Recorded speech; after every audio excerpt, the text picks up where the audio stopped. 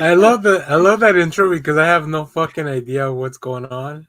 Oh my god, I've got to send you the comics that they're based on. They're Like great. I have no context, nothing. Like I don't know. I mean, I'm sure I could go check it out on YouTube, but I'd rather not.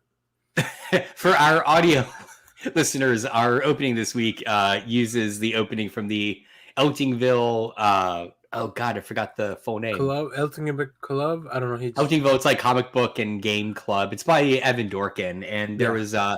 was a pilot made for Adult Swim that didn't get picked up, but that's what that's from. So Oh, I see. So this was never a full show. yeah, no. It was just a pilot. Okay. Okay. Well, welcome everyone to the Next Issue podcast. As you can see, we're working on a skeleton crew here with the holidays. But yeah, send shout outs to Clay and Kyle. Hopefully they feel better. Yeah, feel better, guys.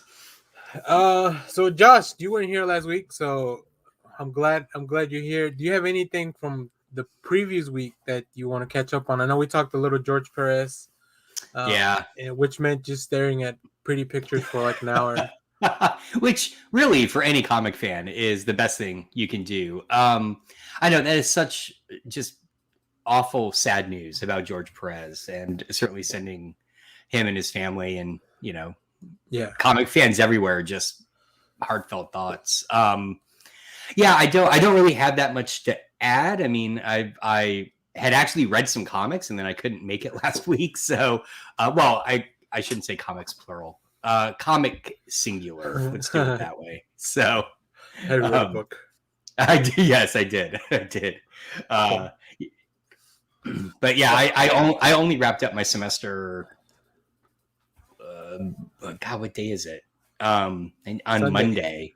Yeah. Okay. So I only wrapped it up on Monday. So I've been pretty busy up until then. Okay, cool. Well, at least now you get a couple weeks off. Yeah. Before you guys get back to it. Great. Well, so today's gonna be a bit of a shorter show. We don't really have a main topic per se, but we'll go through our normal stuff. Josh and I will talk about all the stuff we've been reading and watching. Luckily, we both seem like to have a pretty good amount of things to talk about. Yeah. We'll talk a little bit of Hawkeye episode 5. So we have one more to go. See, now I really do wish hopefully we will have a show. Maybe not next week because we'll take Christmas off, but hopefully New Year's so we can talk about the finale of Hawkeye. Yeah. I mean, because it is also a holiday themed show, so yeah, for sure. We can kind of wrap that in. I forgot to check how many episodes there are. I wasn't sure if there was one left or two left, so now I'm kind of worried there's only one left. I think it's only 6, so I think the next one's like the big one. So we'll get to that and give you plenty of spoiler warning if you're not caught up. Yes. So let's go into our previously on Next Issue. Hold on, I have it here. There it is. We'll just go back and forth. I was talking to Josh how to make this more dynamic with just the two of us. So we'll just ping pong around. Wonder Twin powers activate. All right. Yeah. I mean, the first thing I'll say, I watched SpiderMan Way Home. Oh man. All right. No spoilers, but how is it? It's great. It's really good. It's just really good. I want to go watch it again. As an old man, I had to use the restroom a couple of times because it's a long movie. It's 2.5 hours. 2.5 hours? Yeah. Good Lord. So yeah, make sure to prepare your bladder, or just make sure that you can watch it twice so you don't miss anything. I've gotten really good at. I don't know. We're going really into the weeds here with it, but AMC has the Run P app, which tells you when you can go use the restroom. Yep. And they're pretty good. Like, yeah, it's really like it's pretty good at telling you, and then you kind of like know the lead up. Also, we've seen so much footage of this movie that there was scenes that I was like, okay, I already know what this is. That's kind of what happens with a lot of these Marvel movies. Yeah. We watch so much footage beforehand, and then we watch so many like breakdowns and videos of people talking about stuff, and then they show like scenes on TV, like like Good Morning America or whatever. I remember for Infinity War, it was the same thing. There was a scene where they're all arriving at Wakanda. I was like, oh, I already know what's going to happen here. They showed us this scene earlier in the week. this is where I take my restroom break. But okay, but what? Because we know now Marvel does this. What scenes in the trailer were fake that were there to fool you? I will tell You you know, this: there's a couple of things in Spider-Man that were definitely changed in the trailer. nice. Okay. But some of them are like things that don't even. I feel like they don't even matter as much. Like I feel like so at this point, I think Marvel is making their trailers like, oh, you guys want to break these down? Okay, we'll give you stuff to break down. But then it's like it's very inconsequential stuff that really doesn't really matter in the big scheme of things. I mean, once you guys all watch it, we can talk about the movie. But yeah, there was one thing that they changed in the trailer to the movie that I was like, why did you do this? Like, it's just a little line of dialogue. Huh. I'm like, why did you do? Like, I don't understand what you gain from this, other than you build up the hype. I guess I get it. I guess I get it. But yeah, you build up the hype on like who's gonna be in this movie or who's the villain or what comic book are they pulling from this time Oh, around, right? okay. So, but yeah, the movie's great. Like I said, it is 2.5 hours. But yeah, I would definitely go watch it again. And I this is the reason I wish we would get more movies instantaneously to like streaming, because the first thing I wanted to do when I got home was watch the movie again. Uh, like but I don't want to sit at the theater again for another 2.5 hours or three with the credits and all that, right? Right. Well, and then also with like Omicron and stuff, Yeah, yeah, I understand they make these decisions pretty like much earlier. Like right, you can't make the decisions in tandem with like the waves of the variants. But right. I kind of wish they had gone the Black Widow route here. Because also for 2.5 hours and my daughter wants to see it really bad. I would almost rather have the option of just being like, let's just stay home and watch it here on the TV. But Yeah, luckily, I guess a lot of people like because of the break, you can go to a matinee where there's less people. yeah, that's true. But who knows? Everybody's on break, so. But I mean, look, it already made a quarter of $1 billion It's been just breaking records, I opening heard. weekend. I Yeah, understand why they don't want to put it on I know. I get it too, but it's like, streaming, but yeah, come on, like we're still in the middle of it. yeah, right, exactly. Don't But don't make me yeah, choose this is between Spider-Man or I would say, yeah. Oh, yeah, sorry. I would say this is my favorite of the Tom Holland movies. Oh, okay. So, but we'll leave it at that. And we'll wait until you guys watch it. I don't want to spoil Nice. it. I don't want to spoil anything for anyone because I had two things that were potential spoilers and one of them was real, and I've been living with it for like a month. So it Well, was nice to get that off, like that weight off my back. well, I can't even scroll through my Google News feed without it spoiling shit for me. So Yeah, I feel like yeah. Sorry. next week's gonna get really bad. I think when like they start, after a week they do like those more spoilery, like, Yep. oh yeah, all this all happens in the movie. You need to go watch it. Like they switch to a different marketing tactic, Yeah. which is a lot more spoilery, and I don't understand because you still want these people to watch the movie. Like I don't know what more incentive you could give them.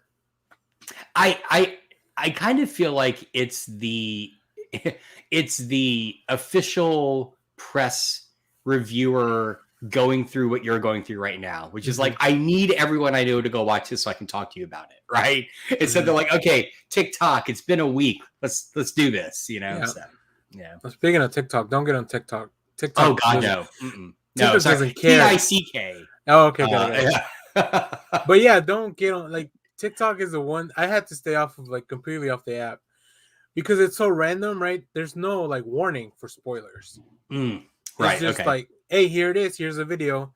Some people put a little warning beforehand, but and then I wasn't even home yet. I watched this on um I watched this on Friday. Uh, it was pretty late in the day, but like there were so many videos already about everything that happened. I was like, The movie just came out. But yeah, hopefully you guys get to watch it soon.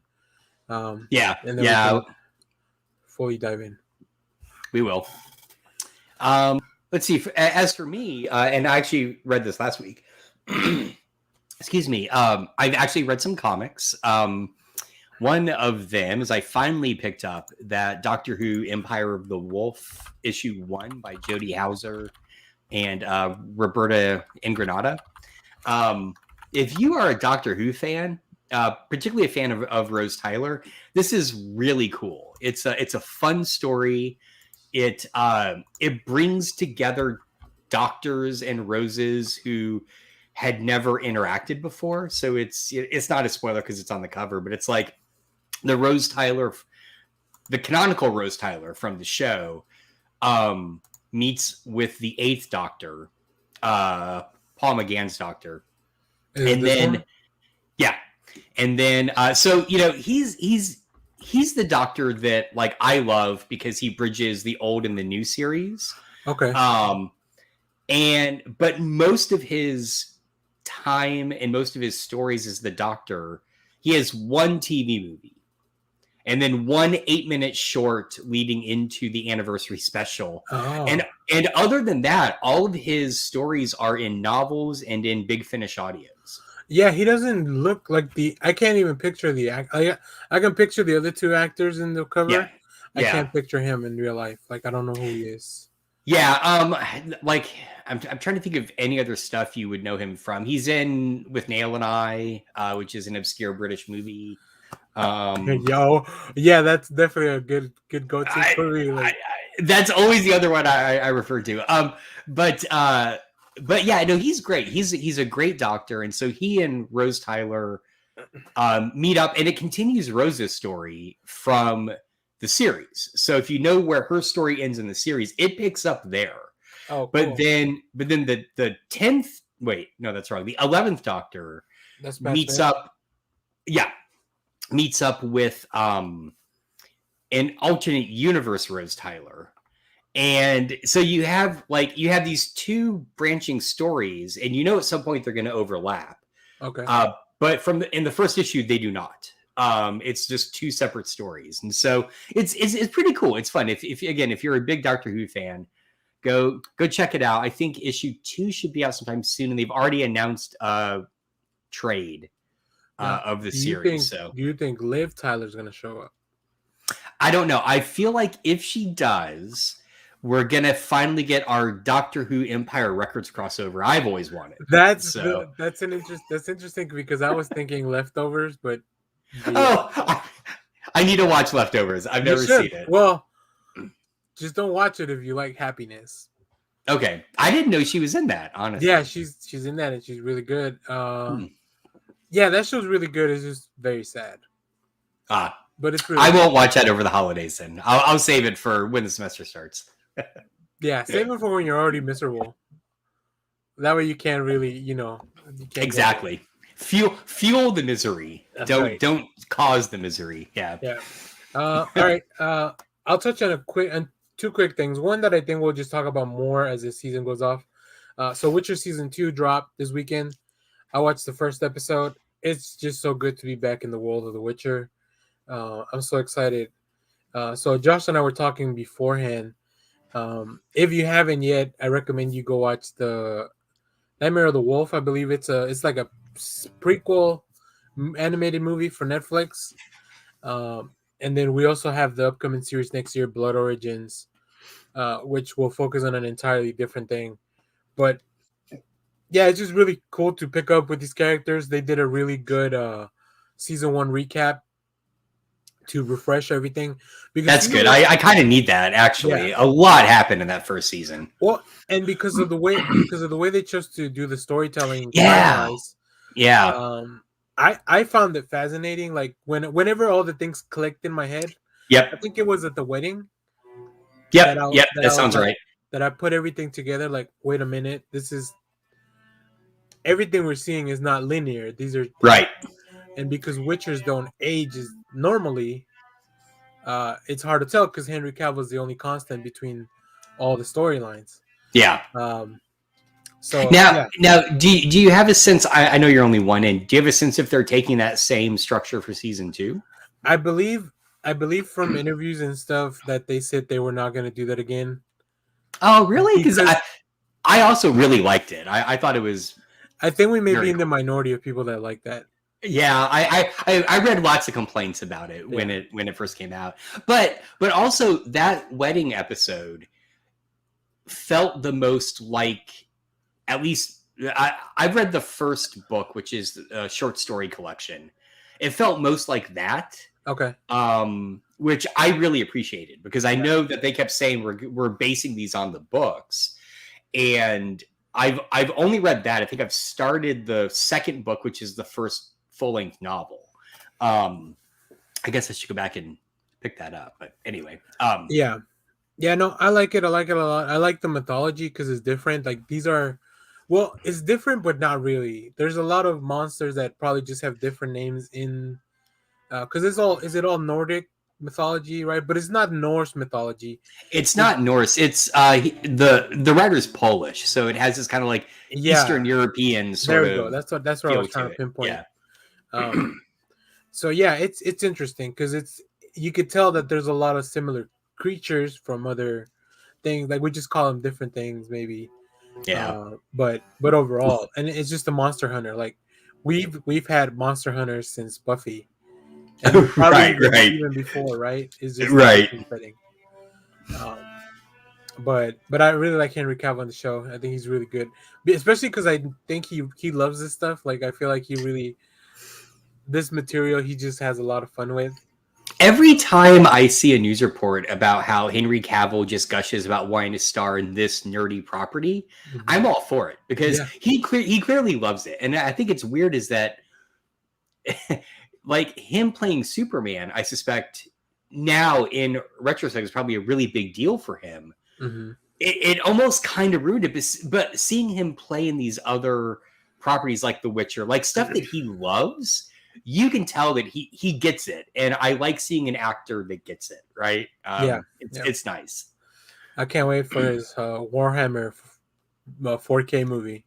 I'll go see it. I mean, he's a big name. I don't know much about Warhammer, so yeah, give me a thing to dive into. What about are you up on? Are you a Highlander fan? Not really. I've seen the first movie and maybe one or two episodes of the show. Okay, because Is he that's going to his be an next. Highlander? That's his next movie. Yeah, he's gonna Oh, be. is it really? I don't know They're if he's gonna be the rebooting it? Highlander, but he's gonna be Okay. in the Highlander. How could he? Um, How could he not be the? He's not yeah, going to be the Highlander. I well, I mean, believe so. From what I've seen, what I've heard on How Did This Get Made, the Highlander is supposed to be from the Highlands of Scotland. I don't think he's Scottish, and that was a.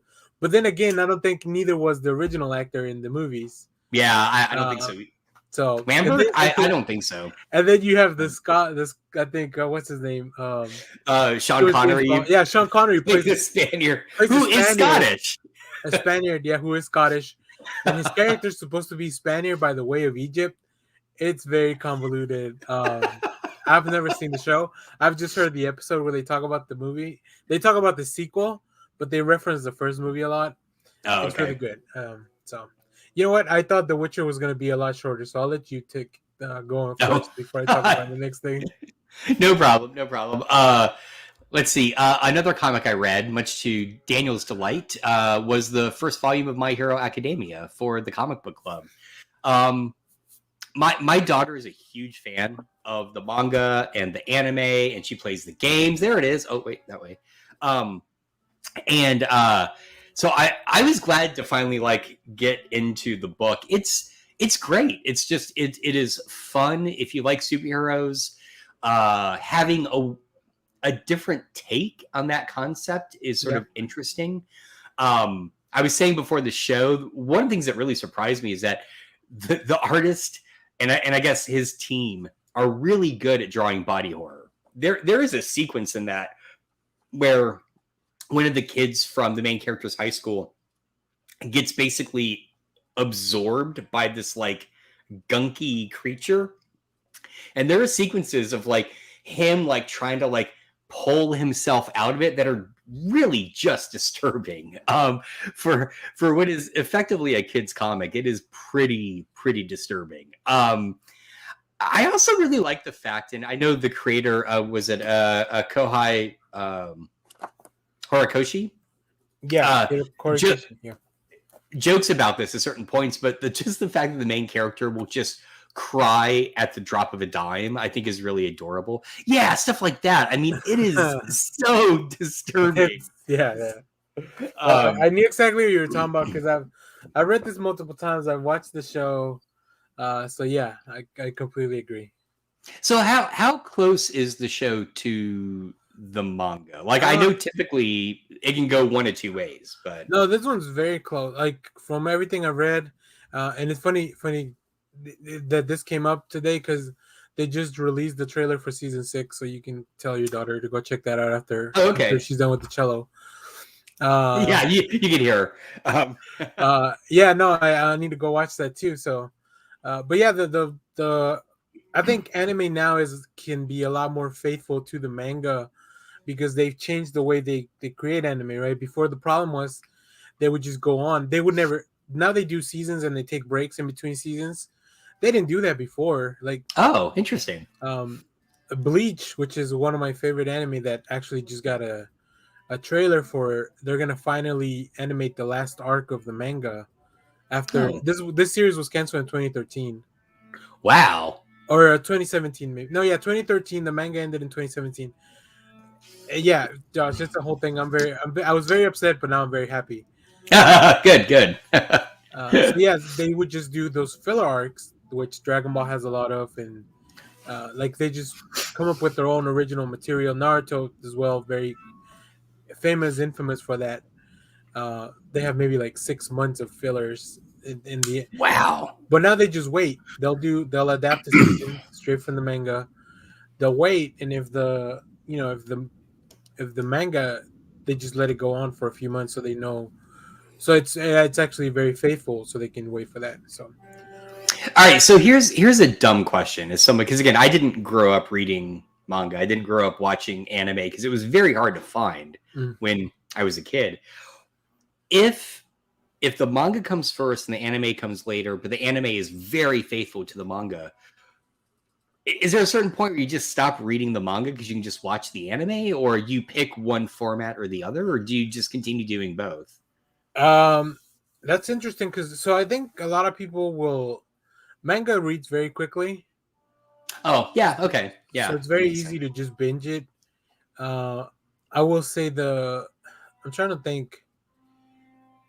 Normally what I'll do is I'll read the first few volumes of a thing, and then I'll realize. Then if I find that it's being animated, I just watch the anime, Yeah. and then instead of spoiling myself with the manga, I'll watch the anime and then read the manga up until whatever point we stop. Unless it's really good, unless like the manga gets really good, then I'll just keep reading.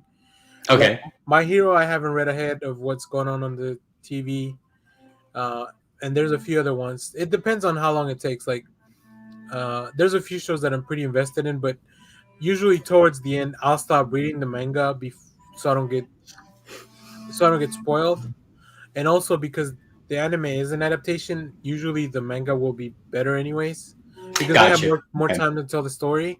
Like Yeah. they won't- there may be things that they don't cut out. So like we're getting Attack on Titan season 4, part 2, which is going to be the last of it finally. Hmm. So I haven't read ahead in the manga. I don't know what happens. Gotcha. Okay. Yeah, it's interesting. I don't know what other people do. I know a lot of people that just read, like they just read the manga, Yeah. and they'll rarely. I mean, watching an anime is a lot more of bigger commitment because, like I said, manga you can read a chapter in, I don't know, 5 to 10 minutes tops. Like they read very quickly. Right. That's fascinating. All right. Cool. I was just curious. So. Cool. All right. The other thing I watched this week was the finale of Armageddon. This is the Flash event on the CW. Yeah. How is that? I enjoyed the crossover. It was fun. I don't think I'll keep watching the season of the Flash because Okay. the one thing that these F5 episodes reminded me of Why I used to like the show a lot, and then why I kind of stopped liking the show as much. Um, and I think at this point, like the crossover was cool because they brought back a lot of people that from when I was watching. So that was fine. And the only thing I really didn't like, and I made videos for each of the episodes, and I'm making one for the finale. But my main thing was that it didn't really feel like a crossover. It just felt like the Flash show with cameos of people showing up. Gotcha. Whereas in the previous crossovers, we would definitely feel, I guess maybe because they're all episodes of the Flash, whereas some of the other crossovers, like the first one took place in Batwoman, and then Arrow, and then Legends or whatever, you can definitely tell that it's a different show, even if it's telling the same story. Right. This one felt like it was being drawn by the same artist, whereas the other crossovers feel like it's maybe the same writer, but you have different art teams on each show, so it has a little bit of a different feel. Um, but it was fun. We get a lot of really cool people back. We get the Atom, Ray Palmer's back. Nice. We get to see other villains from the past. Yeah, so it's good. I think if you watch Flash at any point, I think you'll enjoy the first five. But like I said, I don't think that I'll keep watching after that. Oh, and you get to see Despero, which is somebody I'd never thought we see in live action. Oh wow, yeah. Yeah, like seems like a weird choice, but it was good. I think it was very well done. Oh, cool. All right. Oh, All right, what else you got? oh sorry, it's me. Let's see. Just a random kind of one off, but I wanted to mention it because I really really liked it. I talk a lot about Pathfinder as sort of my game of choice, and I just read the last release in the Lost Omens line because there's a new one, actually two new ones coming out. They should be shipping to me shortly, but this is Lost Omens Grand Bazaar. Mm-hmm. And what I really love about this book, it's my favorite in the line so far. It is ostensibly in like a book with various items and sorts of things for the game, but it's built around this grand bazaar in the main city of Absalom. And the thing they do that's really brilliant is each one of the shops that they focus on, they talk about, I'm just trying to find one. They talk about what the shop is like and who the owner of it is. And so you get this little bit of like NPC characterization, backstory. But what's really awesome is every one of them, they build in little hooks so that if your players go to the shop, you have built into this books like a little mission you can give them or a mystery that they have to investigate. So it's not just like, here's a bunch of items, right? Although the items are really cool, but it's also very much a book about go campaign, go play in this world. And that's something this line does really well, but this book in particular does it exceptionally well. So highly recommend Lost Omens Grand Bazaar. So these books are these are just world building books. Like Yeah. Oh, sorry. Go ahead. No, I mean, I guess my question: how is it broken down? Like, what do you just see like is it chapters or like each is it like different things in the world? How is the book arranged for something like this? Yeah. So I guess I should back up first. So Pathfinder 2e has two main book lines, right? Well, three, I guess. One is just the core rule book line. Mm-hmm. And those are just like the main rules, and they'll sometimes sprinkle in lore and stuff, but you could buy those books and then go run your own home campaign and you're fine. The Lost Omens line is their bespoke world that they've been developing since Pathfinder 1.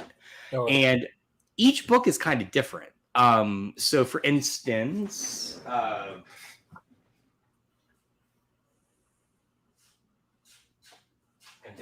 just trying to find a couple here.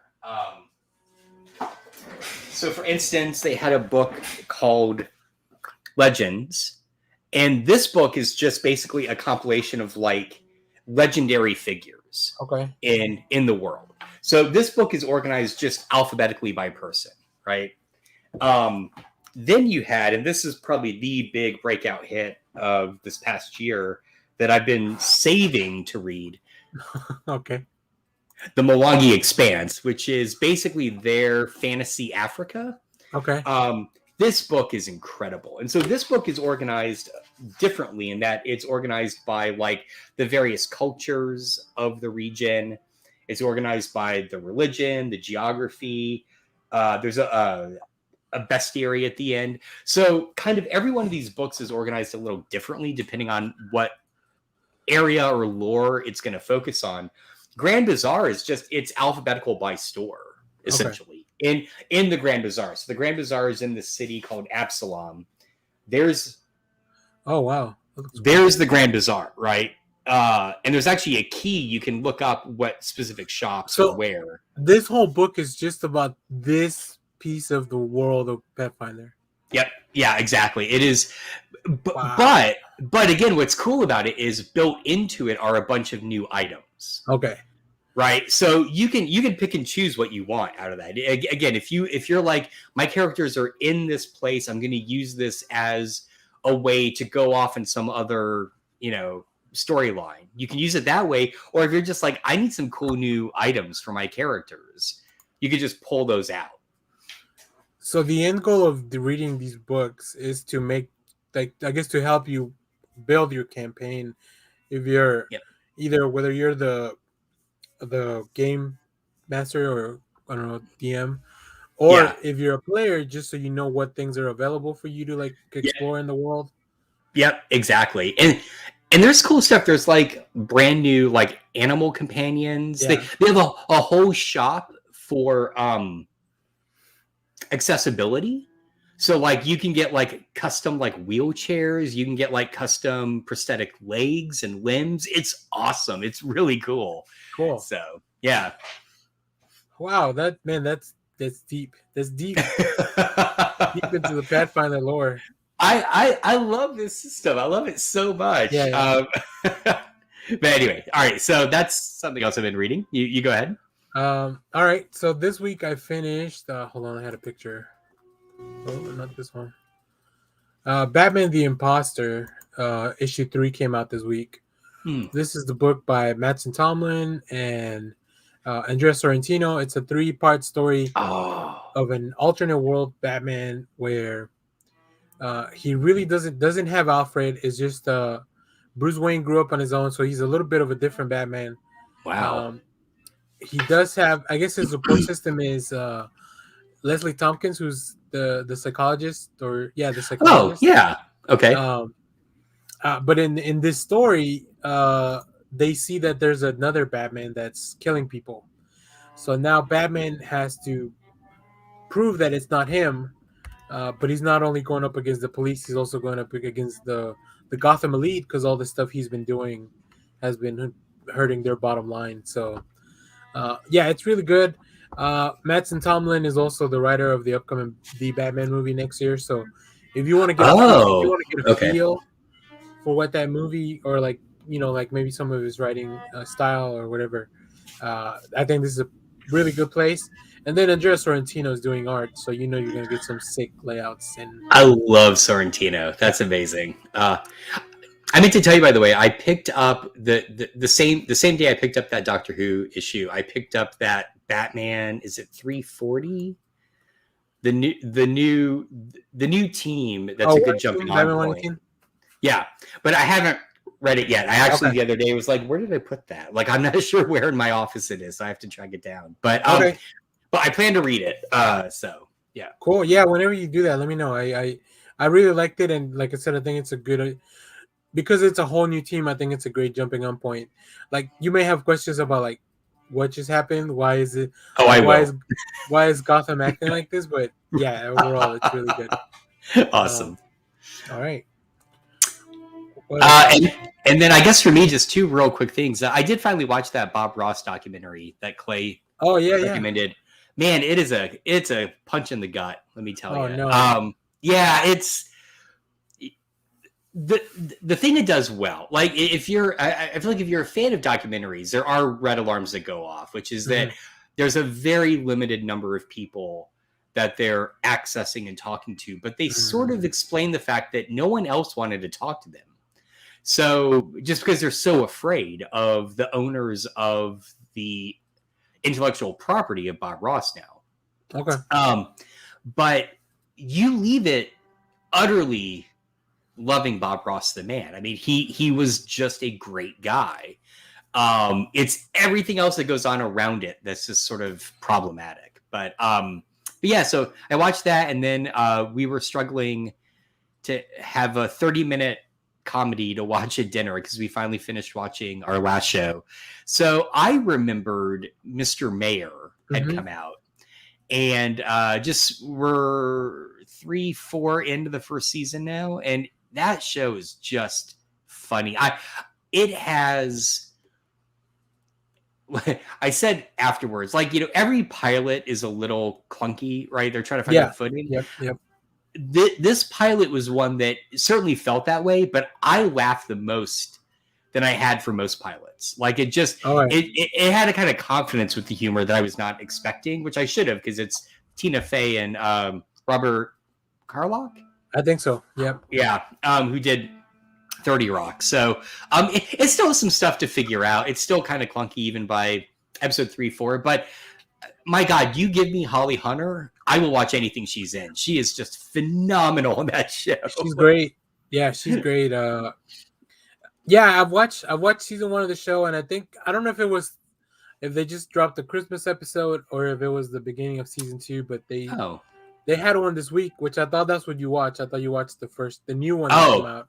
No. We're starting way back at the beginning. So yeah, because it's hard to find sitcoms. Like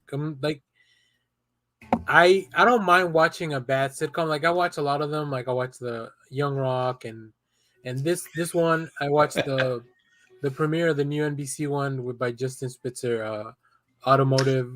Yeah. I wanted to see that. That's yeah. The first 2 should be on Peacock because they dropped them early, but it's not.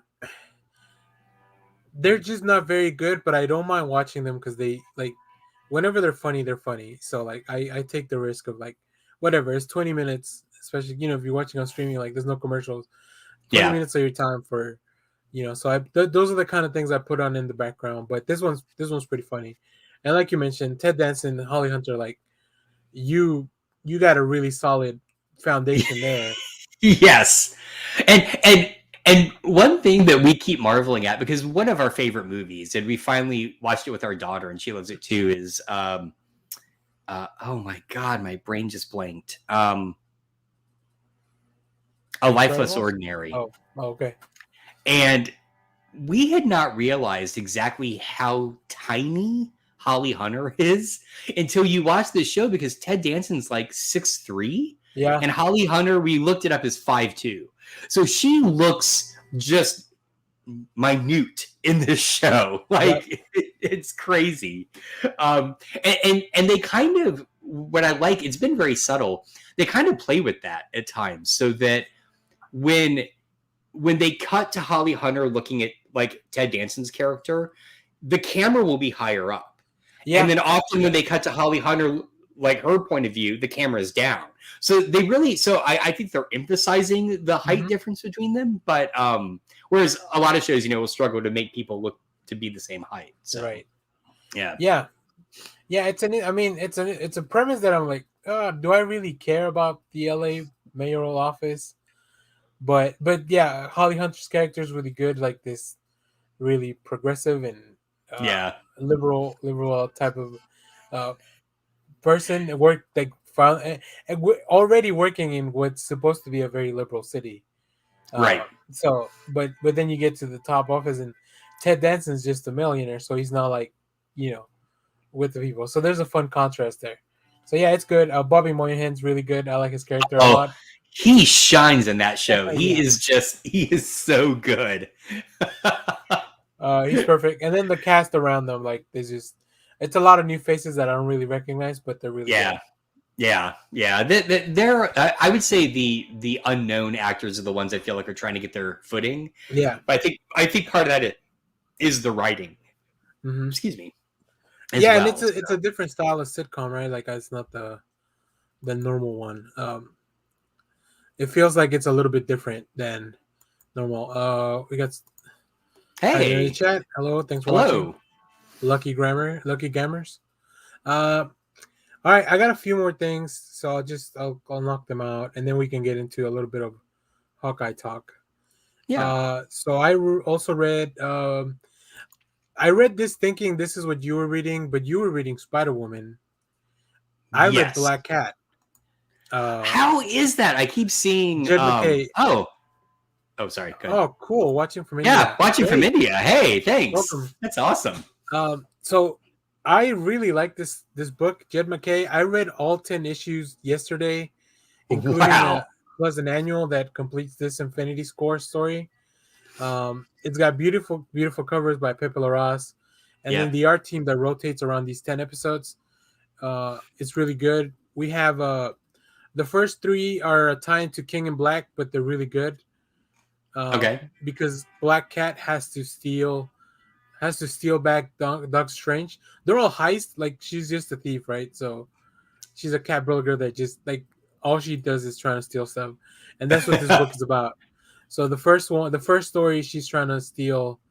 The King in Black captured Doc Strange.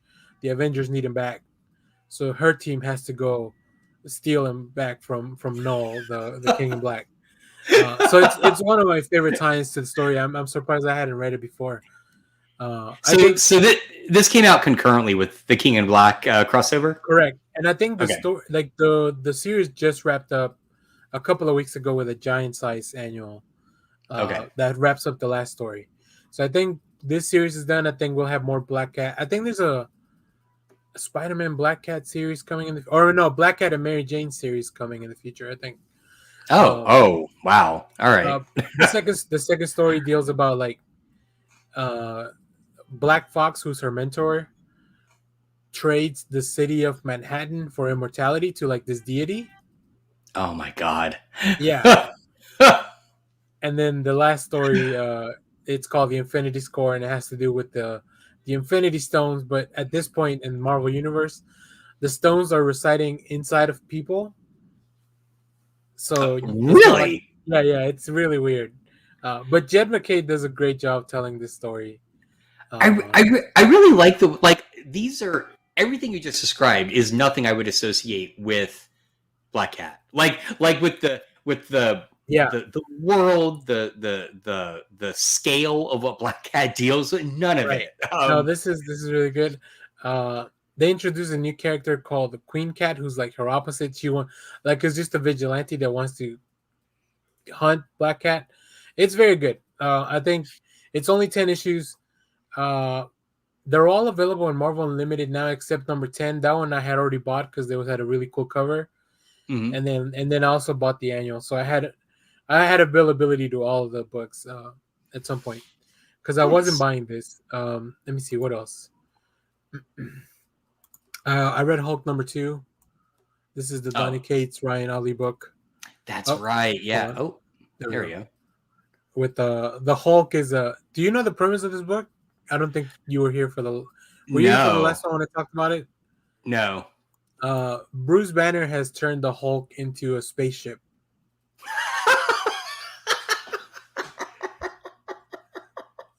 I love that reaction. I'm just trying to process this. How? Is the Hulk's head the like cabin that he's in? Bruce is in his mind, and he like outfitted him with like all this stuff, and Bruce is just trying to get to. He's trying to get to a different dimension, using the Hulk as and it's really cool because of the engine for this is the Hulk's rage. Oh my god, this is so brilliant! I love it. So the Hulk in his mind, Bruce is making him fight different things. So the angrier he gets, the more power it gets to the ship. But Donny Cates and Ryan Ottley are doing a really cool thing, or just dropping really interesting things here. I'll show you this page. Uh, you may or may not recognize this. So they call themselves the alternate universe timeline hazard operation response interview team something. But if you put Hmm. that all those letters together, that's the authority. Oh, So they're I just okay, so got they're it. just dropping things like that. And then here, let me see if I think I have a few more screenshots. Oh, wrong way. And it's like it's What really the gory and hell? bloody. Oh Ryan my Otley, yeah, god. Ryan The Otley's not holding back. And then, like I said, he gets to engine fight room. things. So in the engine room, he fights like the faster he needs to go, like it scales up the levels. So like he needs to Think, fight think, boom. monsters. And then he fights this giant sized Wolverine. Well, oh, that's such a Yeah. brilliant pun there. Yeah, so this book is just dumb, but it's really fun. I'm That's having a lot of fun with amazing. it. God, I might So have to read this. That looks great. yeah, I thought it was one of the like I really like this Hulk story that's going on because it's so different. It's so different from Immortal Hulk, right? I don't think Yeah. you have to completely pivot away from what Immortal Hulk was doing because that book had we've never had a book like that before. And then the last thing I'll talk about before we get into Hawkeye, uh, Wastelanders Wolverine #1. This book it takes us back to the Old Man Logan Wastelands. I think we've read a few things. I know we wanted to do the Old Man Quill show that we've never done. we It was did Old Man. we did Old Did we do Man Hawkeye. Hawkeye? Yeah, Yeah. Okay. Yeah. and Hawkeye's actually getting a one shot next week too. So, Oh. but yeah, this is fun. It brings back to Logan to the Wastelands, and he's got the Hulk baby that he took at the end of Old Man Logan, and it's just interesting to go back and see what the world looks like. I like that world of the Old Man Logan, like that dystopian future. I think there's a lot of fun to be had there Yeah. still. Yeah. I could see that. But yeah, I think that's it. I read a few more things, but you can check that out on the channel. I had reviews for Batgirls #1, and a couple other things. Oh, the Firefly holiday special that Boom sent us. Oh yeah. Yeah. I think if you ever find a Firefly, it's a it's an adaptation of Christmas Carol with Jane. So if you Oh yeah my god. I need to read that. Okay. if you like Firefly, I think you'll enjoy that. All right. Well, let's get into it. We're gonna get into spoilers for Hawkeye. So here's your warning. Spoiler. Spoilers. This is the spoilers up to episode 5 of Hawkeye. So Josh, Bring it on. Give it to me. listen. I don't wanna be too mean. Oh, go ahead. It's fine. You were wrong. You're very wrong. I was enormously wrong. So, if you're just joining us, a couple weeks ago, when I was last on, we talked about Hawkeye, and the rumors were swirling that Kingpin was going to be in it. And Clay also, but Clay and I both agreed no way. Because if they were going to bring Clay? That's why you Yeah. show up. Right. If they were going to bring back Vincent D'Onofrio's Kingpin from the Daredevil show, we both agreed that character was way too dark for this show. And so I was wrong, right? The very last shot of episode 5 is Kingpin with Kate's mom. Now, here's my question, though, because that's all that we got, right? Is this going to be the same Kingpin, like character-wise? Like, is this a continuation of the Kingpin from Daredevil, or is this basically just stunt casting, where they want to bring Kingpin into the MCU, and they've recast Vincent D'Onofrio to do it? That's definitely very interesting. I don't have an answer. I don't think they'll keep the. I think this is just like, look, they've introduced variants, right? So like, Yeah. So I think this is just this world's version of this world's version of the Kingpin. And Okay. I think they'll pick and choose. Like if there's any story or details that they want to bring back from the Netflix shows, they'll probably just pick those out. Yeah, I But could see I that. don't think so. The thing is, in the show, in the Netflix shows, it was always the Netflix shows would address the movies, but the movies wouldn't really reference anything on the Netflix shows. Right. So it really makes it difficult. But I guess it also gives them a clean slate to like pick and choose whatever they want to keep. Now we've also have confirmation from Feige. Oh, we have my buddy Austin in the chat. 100% recast. Just Okay, so Austin's with me. This is stunt casting, is what you're saying. Austin just wants to start with a clean slate. Kevin wouldn't want to be tied to the Marvel TV stuff. But he's on record as saying that if they bring back Daredevil, it's going to be Charlie Cox. So right, that was this. Yeah. Oh, sorry. And I mean, that's where I was going. Now, Austin, we're not talking about Spider-Man No Way Home. Just FYI, I know you've seen it.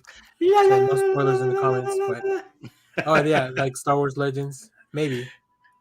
I do want to talk about the other highlight of the episode for me. Yes, absolutely. Go ahead, Josh. I finally watched this last night. My daughter and I were watching it, and by the end of this scene, I was so happy that we have an MCU show that would take the time. This is like a 10-minute sequence, right? Yeah. It's pretty long. Yeah. That would take the time to just do a really intense, character-driven, dialogue-driven sequence of just two actors talking back and forth.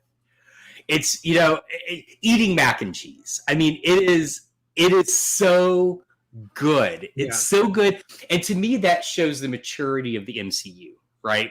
The MCU is confident enough now that they have characters and actors playing those characters that are so good and that fans love. That can you imagine if that sequence had been one issue of a comic? Think about like the pushback some fans would give, being like, I just read 20 pages of a comic where it's just two characters talking. Right? Yeah. But they do that here, and they do it so well. It's wonderful. I love that entire sequence. It's great. It was great. I mean, even with the cold open, we saw like what happened to Yelena during the blip. Yep. Which was I think we've seen people come back from the blip. We've never seen him leave and come back. That was really, really critical. Yeah, I turned to my daughter and said, "Oh my God, that's what it was like." Right? Like we haven't seen that before. Right. I was a little bugged that they ruined that cold open by then going into the previously on. Oh, I see. Yeah. Like I thought it was a weird sequencing there, but yeah. Yeah, because we had in Endgame, Peter was telling Stark like, look, this happened and then I was here and then I wasn't, but that's about it. That's about as close as we had gotten to like knowing what happened to all these people. Yeah. But here we saw it. Like it was the same shot. I love how the restroom around her just like redecorates. And then she comes out and like I can't even imagine what the other widows were like when they couldn't find her. Right. Like and so yeah, it was really good. Great episode. I agree with Austin. I love how they visualized it. Yeah. The minute you see the like black ash, right?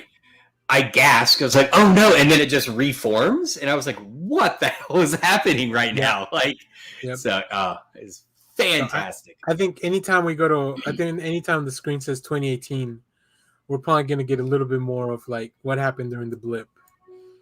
Well, and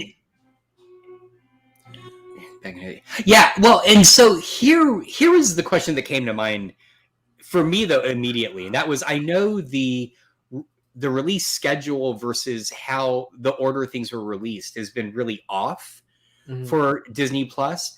This clearly was meant to follow Black Widow. So my question is, did they add that in because they knew now that with the way Black Widow was released was very different than what they had intended. So that, because I mean it ties it in almost directly, like it is in the immediate aftermath of that film. Yeah, that's interesting because Black Widow was supposed to come out a long time ago. So like, right. But this series was definitely meant to come out during Christmas time. But I don't think it was, but it was definitely not for Christmas last year when Black Widow would have come out.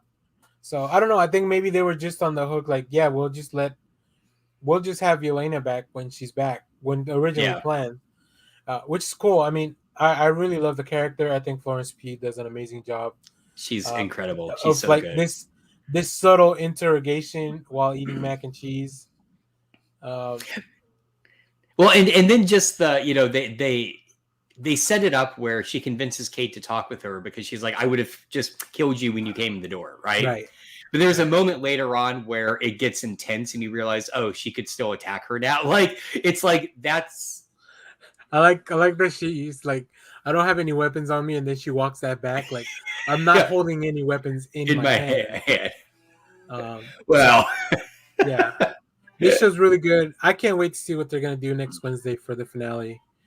Anything can happen. I know. I have a really bad feeling about Clint. I really do. So yeah, I hope he makes it home because I feel like this is what the show's been setting up.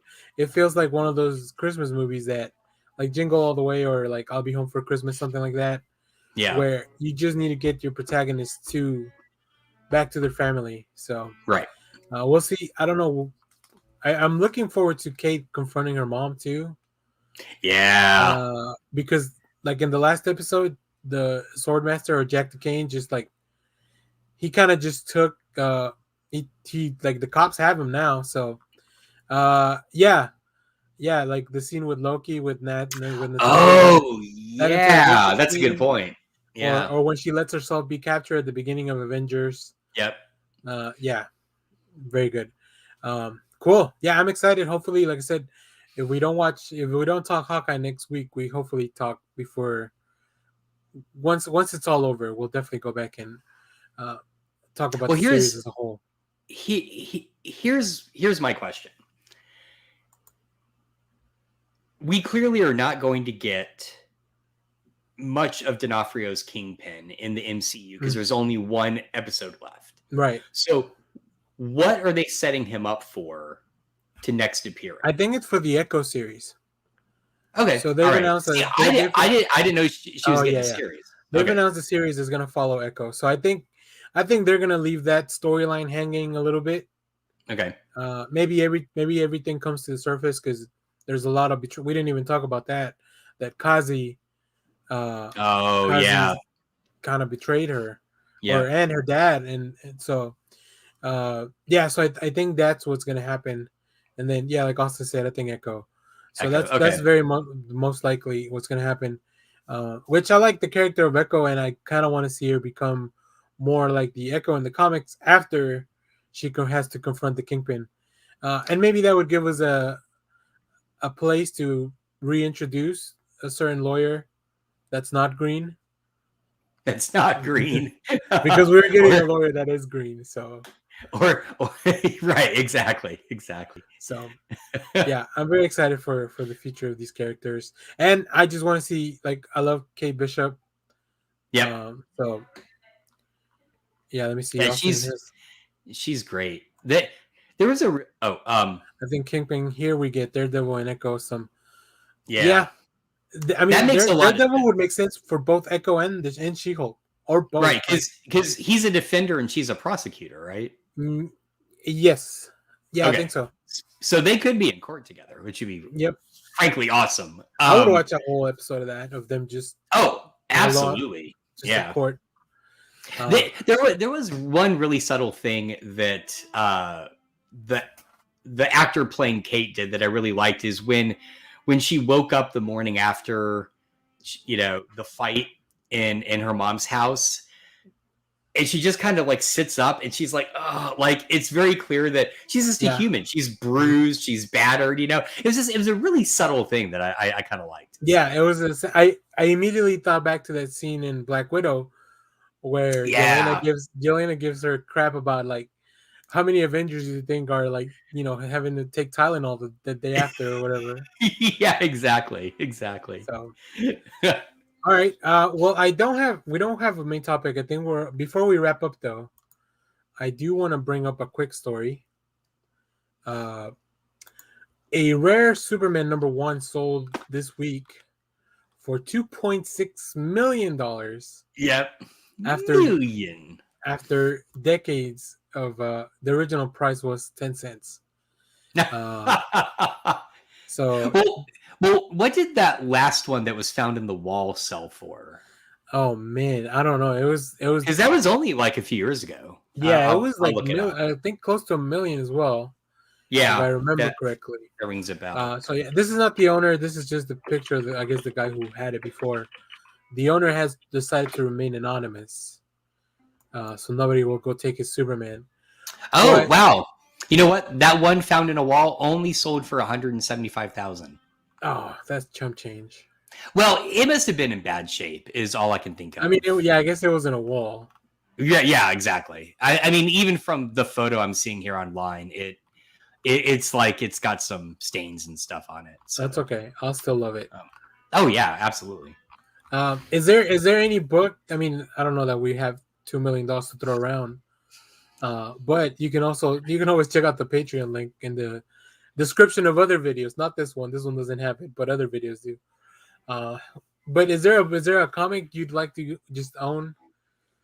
Maybe not for its monetary value. Just like this is the one I would want to get from a from a show or something. I would. There's two.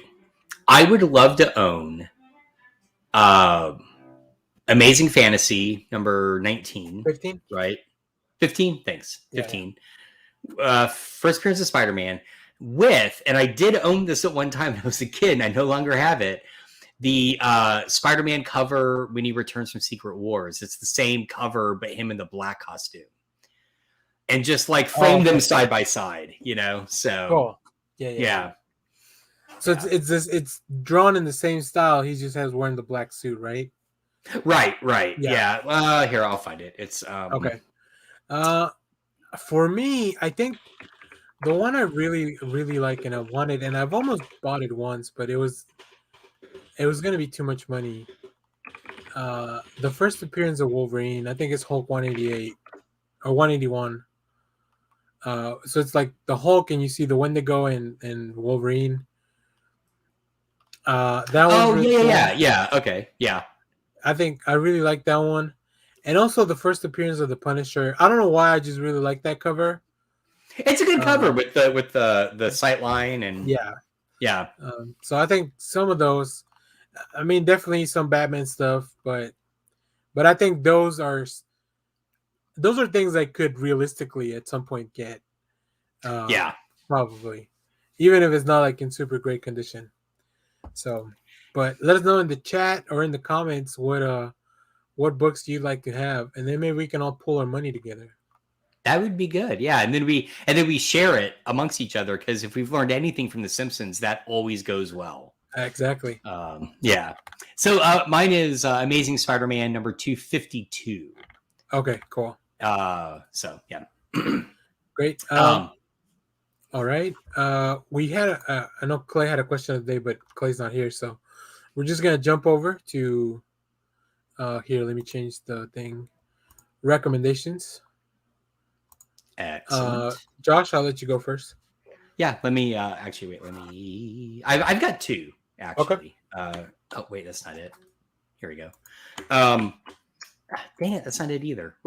Sorry, I had my link up and then I lost it. Hang on 1 second.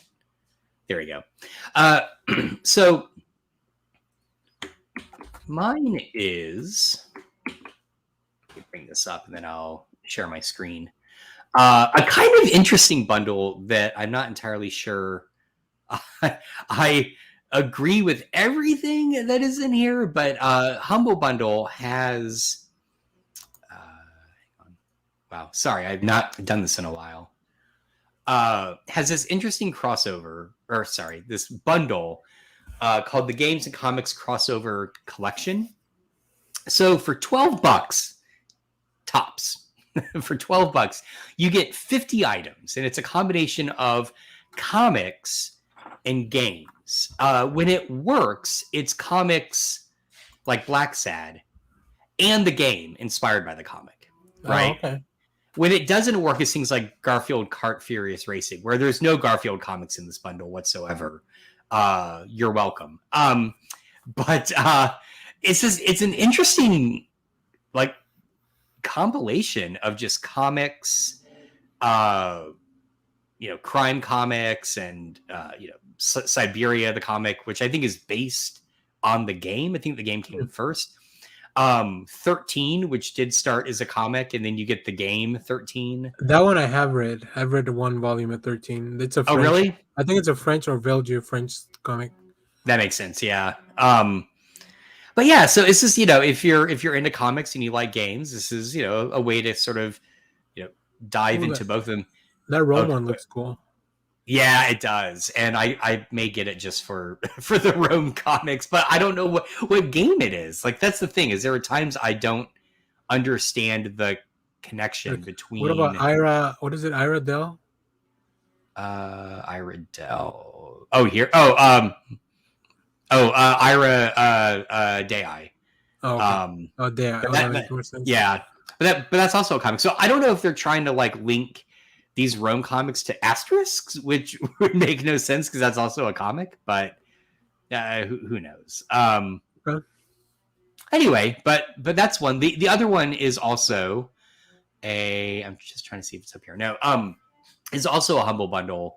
But this one's a little crazy. So I'm just gonna put this out there. It's 2 bundles that if you buy them together, you get some crazy stuff. So the first one is, yet again, a Get Into Pathfinder bundle. It is $50 at the top tier. But here's what you get. You get PDFs of basically most of the early 2nd edition books. You get the core rule book, the first bestiary, the first Lost Omens book, which is the world guide. Those are probably about 30 to 40 themselves, right? On their own? Like when they first came out, I guess? I mean, for the PDFs, no. Okay. Well, no. The core rulebook PDFs on their site are only $15. Oh, okay. So these 2 would be $15 each. This one would be a bit more. But you also get the Starfighter core rulebook. You get all 3 volumes of a recent adventure path called Abomination Vault, which I've heard is really, really good. And then you get like some maps and stuff like that. What is really weird about this, though, is that if you pay at the $50 level, you get physically, the 2nd edition beginner's box. Like, they will just ship that to you. Oh.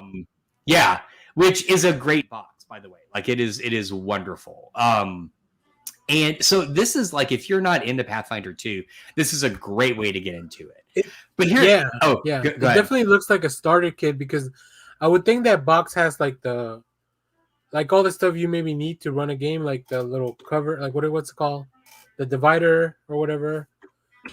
Does it have that kind of stuff? Yeah, not in the box. Okay.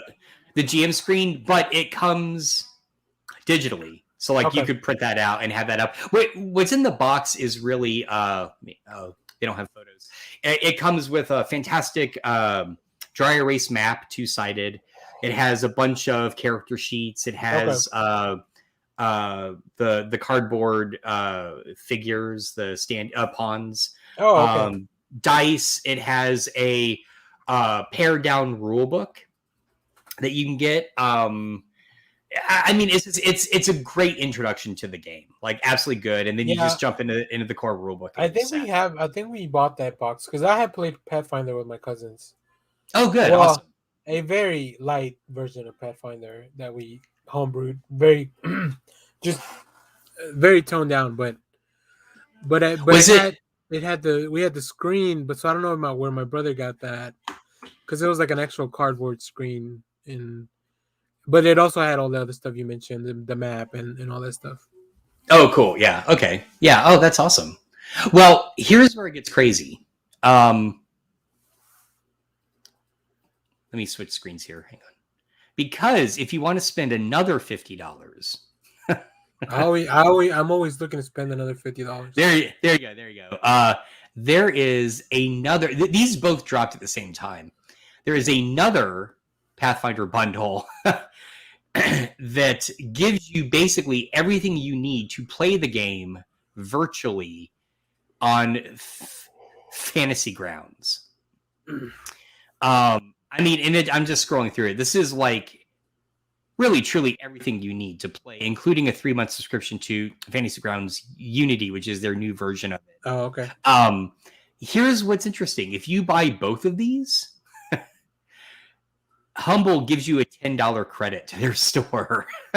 So it's like, it says up here, pick up both complete bundles and get $10 wallet credit. So if you're like, I really want to get into Pathfinder, this is the way to do it. Here's the problem, though, and I'll just be upfront with you. This bundle is Pathfinder 2. This bundle is Pathfinder 1. So they're two completely different systems. Just FYI. Yeah. Oh, okay. So they're not compatible with each other. They're not. No. Okay. So just FYI. But if you're like, I really want to get into some crunchy, nerdy Pathfinder 1 and 2, this would be the way to do it. Okay. So, cool. Anyway, so that sounds cool. Yeah, I like Pathfinder. I did have a group that we started playing with, but then the guy that was running it was kind of racist, so we stopped hanging out. Like once we found that out, we stopped going. Yeah. Yeah, it was a whole thing because then the dude would message us on Facebook and be like, "Oh, are you guys coming by?" Or because the group and he was also very like he didn't make it a lot of fun. But then we also found out he was a bad dude. So that's a bad Pathfinder experience. I'm sorry. Yeah. But then when we played at home, like I said, it was fun. It was just with my cousins when they were younger, so nobody really had a good grasp on anything. We just kind of were going with it, and so yeah, Pathfinder 1 can be hard to get into. It's very crunchy. It's not my favorite. Pathfinder 2, wonderful, elegant. It's like if you like 5e, but you want just a little more to it, play Pathfinder 2. Okay. Yeah. So. But anyway, I'll stop talking about Pathfinder now. So I'll save it for your Pathfinder podcast, which I don't have. I don't. Yet. Yeah, no. I think. Listen, if you want to upload Pathfinder videos to the channel, I'm sure there's an audience for that. This guy right here. That's the audience. There's probably more Joshes all over the place. All right, I'll recommend 2 books that normally I would say I haven't read. Oh, hold on, let's see. Yeah, Leonard Kim. Yeah, exactly. Yeah. We hate it when the racists just ruin things for us. Oh, God. Come on, dude, just don't be racist. Yeah, exactly. It can't be that hard. Normally, I would say I haven't read the comics that I'm going to promote, but this one I have because DC sent them to me. So, with One Dark Knight comes out this Tuesday. Oh, yeah. Is written and drawn by Jacques. This is from Black Label. And when a simple GCPD escort goes sideways, Batman finds himself on the wrong end of Gotham City in the middle of a heat wave with a supervillain in tow. Follow Batman as he traverses block by block across the dark Gotham City while dragging the highly difficult EMP to his permanent home at Blackgate Prison. It's really cool. And then there's a really cool cover by Cliff Chiang as well. Ooh. Yeah. Oh, that's nice. Yeah, so this is like, those movies like 16 Blocks or something like that. Yeah. Even Dread is like this, it's like, that's what this is. That's what this is. Written and drawn by Jacques, I love Jacques art. And I'll talk more in my review because I'm not supposed to talk about the book, but I found it delightful. So who is EMP? EMP, I don't know if it's a character made for this. Okay. For this story or not. I had never heard of that character, but I mean, they immediately fill you in on what you need to know about the character. Okay. The other thing I'll talk about and recommend is Nightwing 87. This all takes place after the events of Fear State. We're getting back to the the normal cadence of things. But this issue is the one where they're just doing one continuous shot throughout the full issue. Really? So yeah, that's awesome. It's really interesting. Like I've seen it before where they do like one page of the character moving around. Matt Fraction's Hawkeye had a few pages like that. Yep. Where Hawkeye would move around.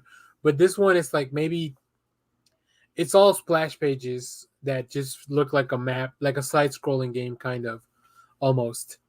So it was very interesting to read. I want to see it physically because I did read it digitally. So I'm interested to see how the experience differs. And then the last thing I'll say, there's a movie that just came out on Hulu.